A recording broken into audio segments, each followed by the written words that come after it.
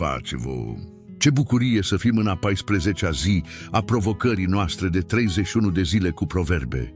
Te-ai gândit vreodată cum căutarea înțelepciunii lui Dumnezeu, ca pregătirea sarmale cu grijă, aduce pace și siguranță în viață? Astăzi, Proverbe 14 ne cheamă să căutăm înțelepciunea divină, care ne călăuzește alegerile spre viața veșnică.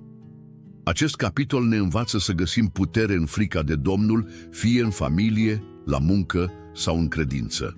Vom descoperi cum să căutăm această înțelepciune. Rămâi cu noi până la final, căci vei învăța să aplici Proverbe 14 astăzi, cu o rugăciune care reînnoiește inima. Dă like videoclipului, abonează-te la canal, activează clopoțelul și distribuie pe Instagram cum te binecuvântează această provocare. Cum poți căuta înțelepciunea lui Dumnezeu astăzi? Ia-ți Biblia, un caiet și vino cu inima deschisă. Credința noastră e o lumină care ne călăuzește. Ne rugăm cu evlavie în biserici liniștite, cântăm laude cu entuziasm în adunări sau studiem cuvântul cu frații. Dar, în viața de zi cu zi, de câte ori nu căutăm înțelepciunea în surse greșite, precum rețele sociale sau opinii omenești. A pregăti palincă cere răbdare, iar a căuta înțelepciunea lui Dumnezeu cere și mai mult. Proverbe 14 ne cheamă să găsim adevărata înțelepciune în frica de Domnul, ca atunci când intrăm într-o mănăstire din Bucovina, unde prezența divină ne întâmpină. Această înțelepciune e cea care îl ghidează pe tânărul ce se roagă înainte de a decide sau pe mama care învață cu dragoste. Proverbe 14:26 ne face să reflectăm: caut înțelepciunea lui Dumnezeu. Această alegere ne protejează de căi greșite, precum încrederea în sfaturi goale sau acționarea din impuls. Să învățăm a căuta înțelepciunea divină? Ești gata pentru al 14-lea pas? Deschideți Biblia la Proverbe, capitolul 14, versetele 26, 27 și 33 și citește cu mine: În frica de Domnul este o încredere tare. Frica de Domnul este un izvor de viață. Înțelepciunea sălășluiește în inima celor ce au pricepere. Observ cum aceste versete ne cheamă să căutăm înțelepciunea care vine de la Dumnezeu. Sunt un ghid pentru alegerile noastre. Proverbe 14 este o invitație de a căuta înțelepciunea care vine de la Dumnezeu, precum o bunică românească ce îndrumă familia cu povești în Brașov. Așa cum învățăm să cinstim credința cu rugăciuni, Proverbe 14 ne învață că înțelepciunea divină, înrădăcinată în frica de Domnul, aduce siguranță și viață. Proverbe 14 cu 26, 27 și 33 arată că această înțelepciune ne călăuzește alegerile, în timp ce nebunia duce la pieire. Trăim într-o lume plină de voci.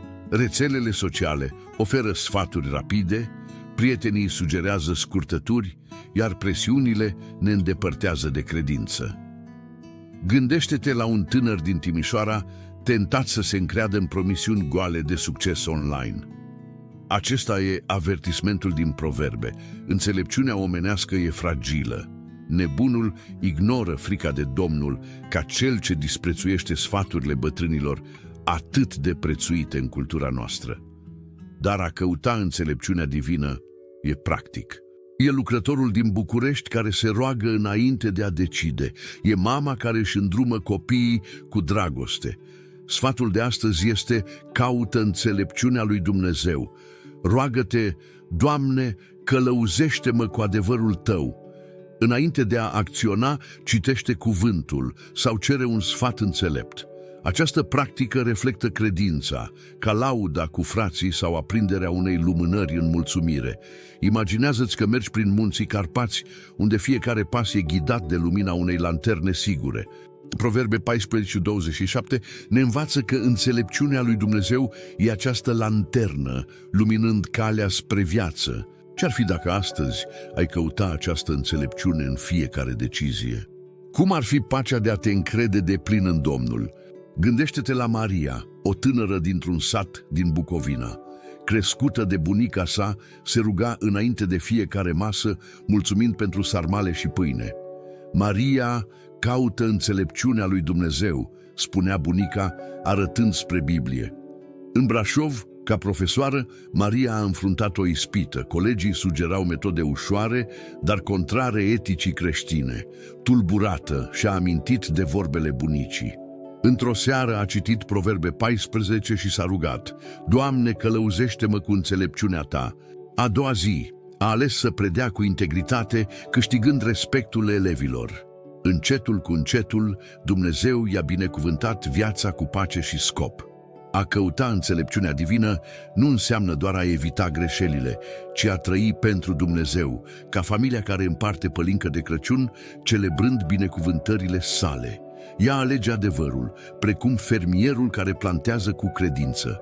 Proverbe 14:26 promite încredere în frica de Domnul. Nebunul se bizuie pe sine, ca cel ce construiește o casă în Sibiu fără temelie, pare rapid, dar se prăbușește. Înțelepciunea omenească eșuează, dar cea divină aduce viață. Astăzi, invitația e clară. Caută înțelepciunea lui Dumnezeu. Începe ziua rugându-te: Doamne, luminează-mi pașii, fie că bei cafeaua, fie că te plimbi prin Timișoara. Citește un verset și cere îndrumare. Această practică luminează viața ta, ca lumânările într-o liturghie ortodoxă sau laudele dintr-o adunare penticostală. Reflectează: cauți înțelepciunea lui Dumnezeu? În următoarele 18 zile vom crește în credință cu înțelepciune divină. Acum să facem o rugăciune împreună? Închide ochii și repetă după mine: Doamne iubit Tatăl nostru, îți mulțumim pentru cuvântul Tău care ne călăuzește spre adevărata înțelepciune. Astăzi, în Proverbe 14, am învățat să căutăm înțelepciunea care vine de la Tine. Te rugăm să ne luminezi inima pentru a urma căile Tale. Precum cei ce se roagă în mănăstirile din Bucovina sau laudă în adunările din Brașov, vrem să trăim cu frică de Tine. Unește-ne, Doamne, ca frați în credință pentru a căuta înțelepciunea Ta împreună. Călăuzește-ne astăzi. Învață-ne să luăm decizii cu adevărul Tău, fie la muncă, în familie sau în credință. Iartă-ne pentru momentele când ne-am bizuit pe propria înțelepciune, ignorând voia Ta. Vrem să trăim cu lumina Ta, ca fermierul care plantează cu credință sau mama care își îndrumă copiii cu dragoste. Umple-ne de înțelepciunea Ta, astfel încât alegerile noastre să reflecte dragostea Ta ca lumânările aprinse în mulțumire. Păzește-ne de sfaturi goale. Îți mulțumim că ne călăuzești în această călătorie de 31 de zile. Fie ca ea să ne întărească credința. Ne rugăm în numele lui Isus. Amin.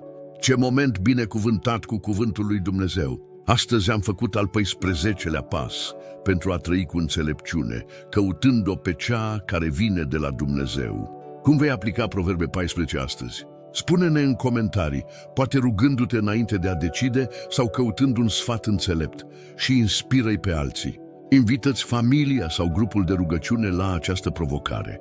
Dă like, distribuie unui prieten, salvează videoclipul și abonează-te cu clopoțelul activ. Ne vedem mâine în ziua 15.